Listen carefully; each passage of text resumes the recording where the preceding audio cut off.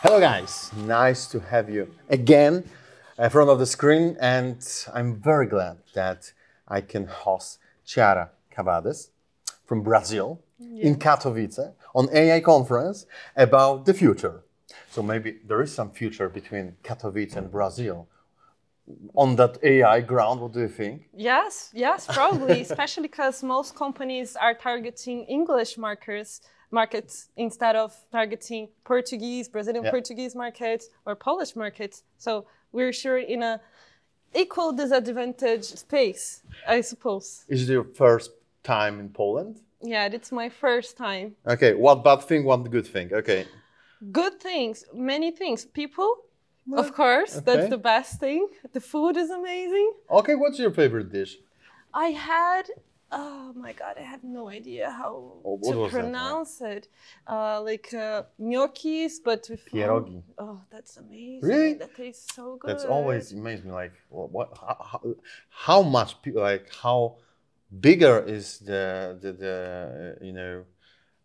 happiness after eating the pierogi? People. That's completely surprising me. But okay, so food, people. And do you have something what you don't like? One thing. Well, I guess the weather, right? The weather could be better. We cannot change it. Yeah, I moved from here to Italy, so that was the main reason, because I hate that grayness during the winter and autumn. You have depression, and that could be for 7 or 6 months. Oh gosh. Okay. Yeah. Okay, but I want to ask you some questions about the inclusivity of AI.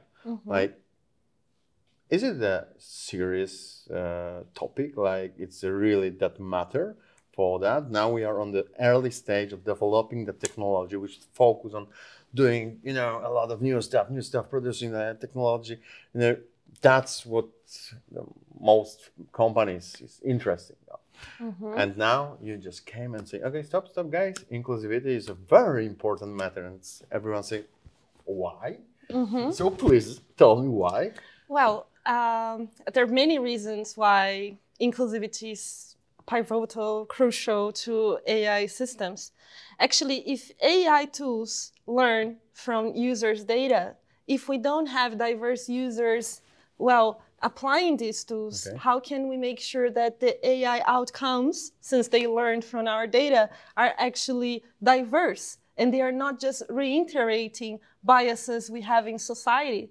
So, for example, if I tell Midjourney to give me, president of Brazil speaking in a conference, it will probably show me a white male and not like a diverse group of people. And every time I ask it, it will give me the same or almost the same answers. So it only re-emphasizes bias. And this is just one example how AI biases can actually, instead of helping us moving forward, can actually make our societies more regressive, because by using historical data, we will have, historical outcomes. But maybe that is the reason, like, because most of the users are on that group, like, you are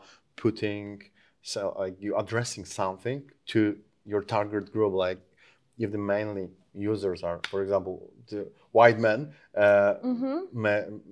maybe in the future that's gonna be white men also. So why we should change it? Well, we can, if we change it, we might change this outcome, right? And also, if we don't have inclusivity, not only will be perpetrating these biases, but we'll be actually turning them into mainstream, because, many experts are saying that most of the content that will be generated and that will be shown on the internet, for example, will be artificial intelligence generated. So meaning reinforcing these ideas and these biases.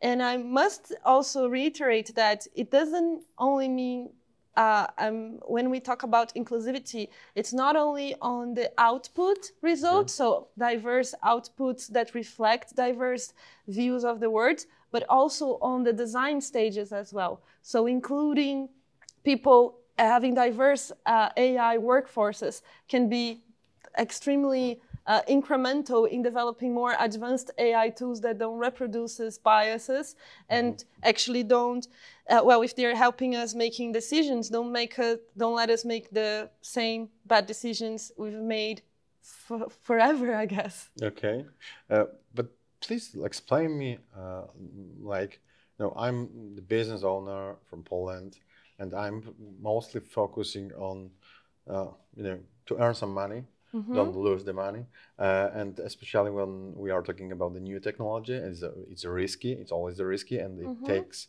a lot of investments.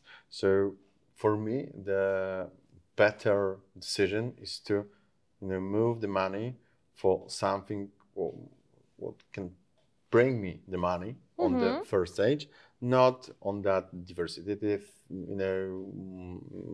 part, or it's not like it's never so important in the beginning, like in the mind. That's an assumption. I'm not agree on that. I'm just asking, like, how you can explain to me, like, hey, you should focus on that point of view also. Well, if you're a business owner, would you hire an employee that is racist or homophobic? What that could do to your brand image?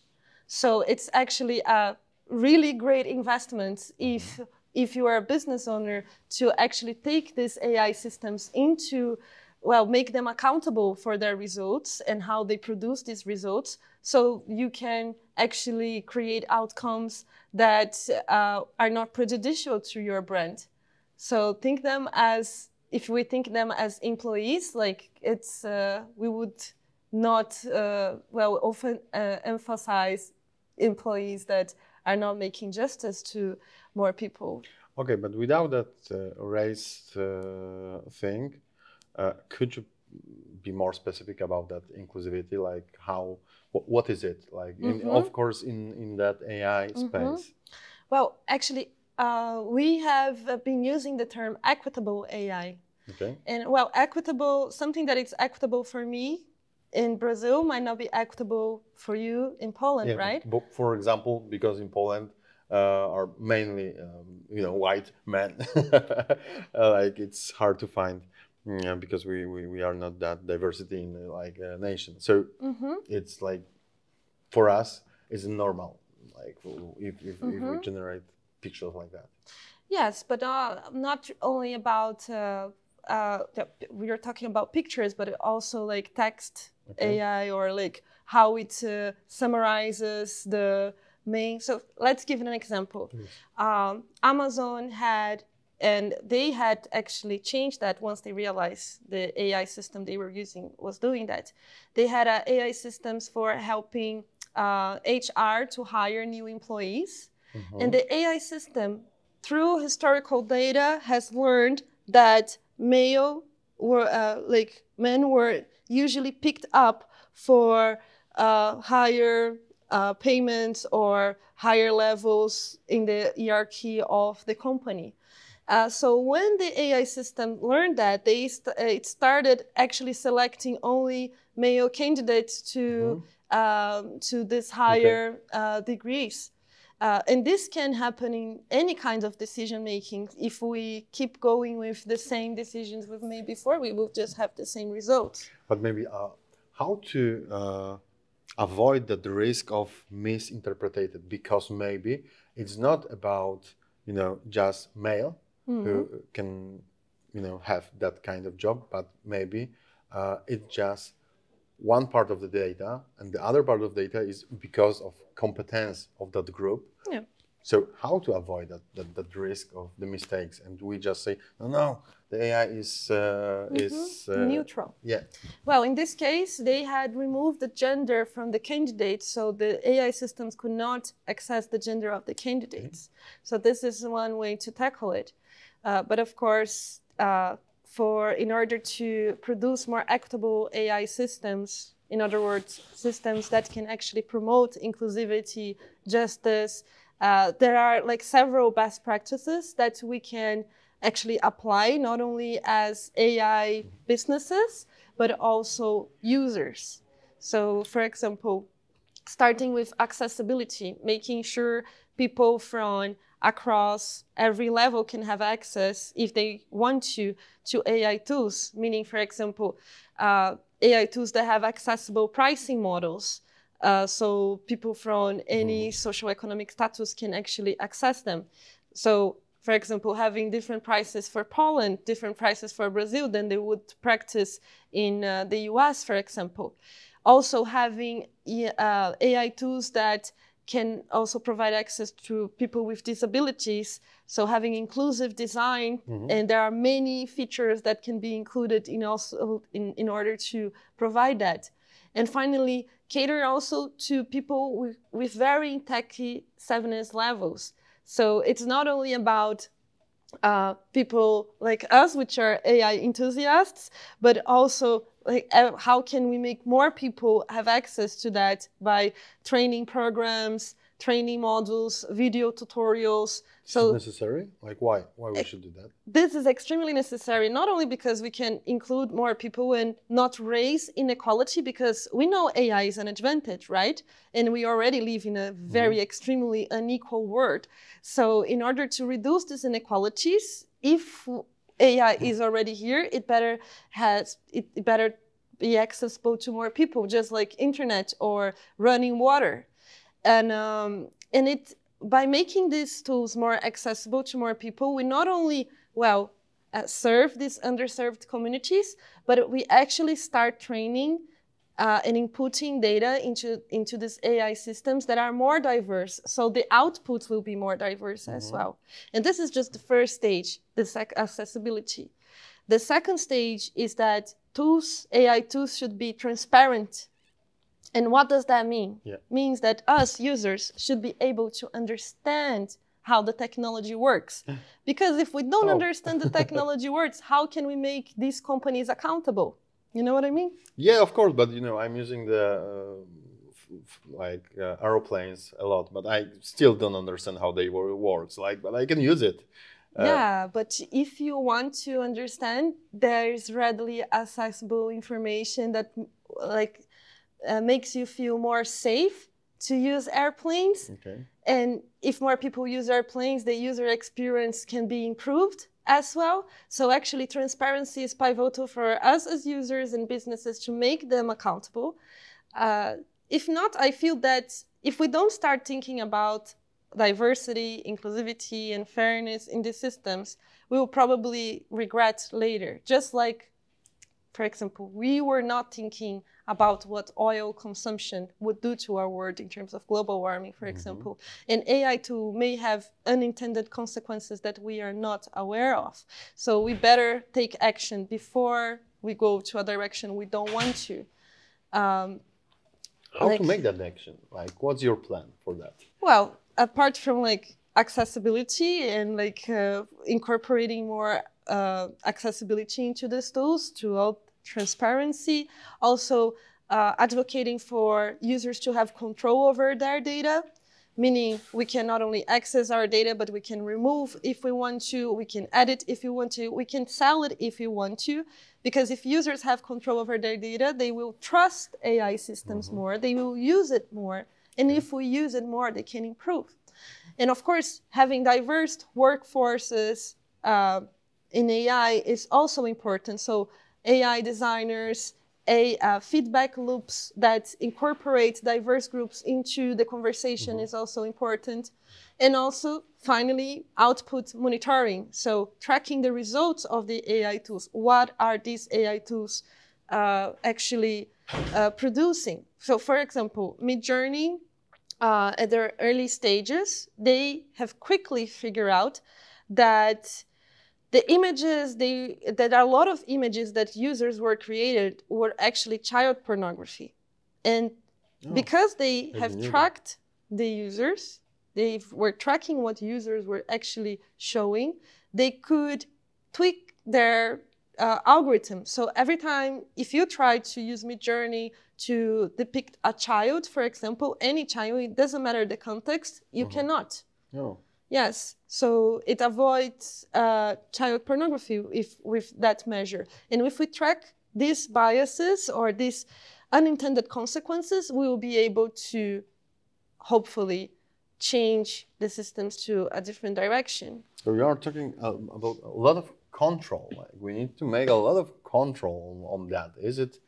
I don't like that word. Like, I don't like that approach, especially where we are talking on some early stage technology. Like we need it to be open, to be testing, to be developing very fast. And of course, there are a lot of mistakes. And when we pay attention about the controlling everything, that's gonna stop our fast development. So how we want to avoid that problem, that issue with?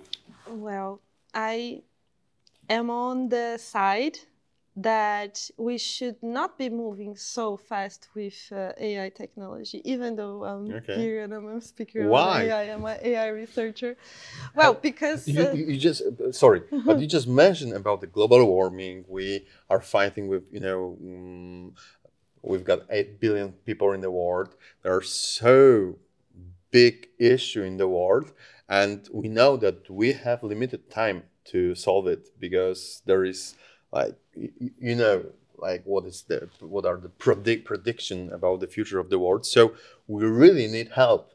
We really need some people who can do that. And when we focus on that limitation and control, we couldn't do that before the catastrophe, for example. So yeah, but also AI uses a lot of energy in power. So I don't think this is something that it's directly related, especially because, well, we have seen throughout history how humans have been using technology. Most of the time, it's not to save the planet. Of course. So I understand that, and I am on the team of we should use AI, but also on the team that we should be careful about it because it also has consequences that we should avoid.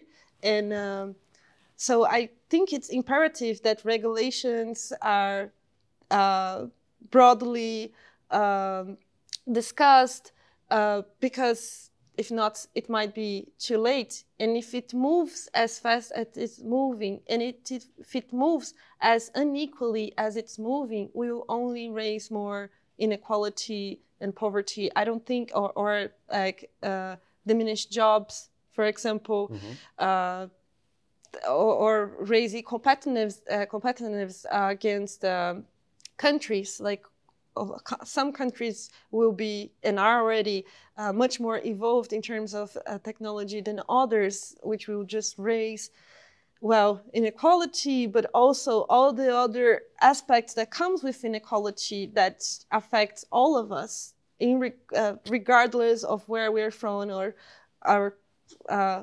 ethnicity or our gender identity. Please picture that race like a race car. And here we've got the Western world, and there is an AI race. There is a Western world, Europe, for example, because when we are talking about regulation, Europe is a great example. And here we've got Asia, and we've got China. And that's a race. Someone will win that race. And when we block our car on the European side every single time because the regulation, because some stopping blockers, they will win, and they don't care about diversity, about stuff like that. And what would be the world after China win that war, that race? Don't you bother that thing? I think that it's not there are a lot of perspectives here. Like China, of course, they have been moving fast, but also we can already see how much the Chinese government, for example, can control their citizens with the use of technology. So I think that it can be actually a disadvantage for them because people will not, stay happy for long, or if they are already. So for example, there is a structure in China called social credit, meaning that citizens have points on where, and if you can monitor these citizens, and AI of course can help with that, they can be selected to, okay, you're going to have a visa, you are not going to have a visa, you were like an A-class citizen, you were a B-class citizen. So it showcases how unregulated and non-discussed legislation can take into a direction that we would probably not want as a society as a whole. Yeah, but we are living in a global world, and they have an influence for us. You have TikTok. Yeah.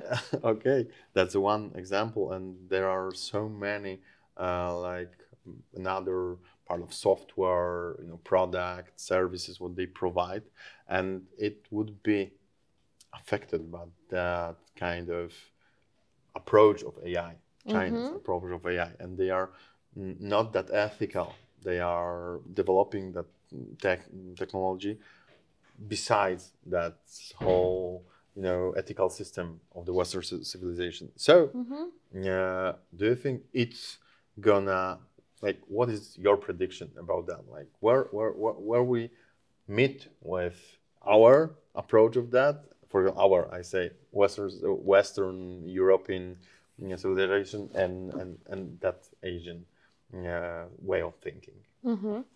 Oh, I have no ideas in regard to that. Okay. I have no idea. That would be, and I consider myself a Foresight strategist, meaning that I'm always on the preventive side of things, always like thinking on the unthinkable consequences in order to mitigate the risks. And well, this answer I could not, this is an answer that I cannot provide. Like, the scenarios are incredibly challenging. But yeah. You mentioned about your work because you are a Foresight strategist. Yes. What are you doing? Exactly. What is it? I want to do the same thing, I think.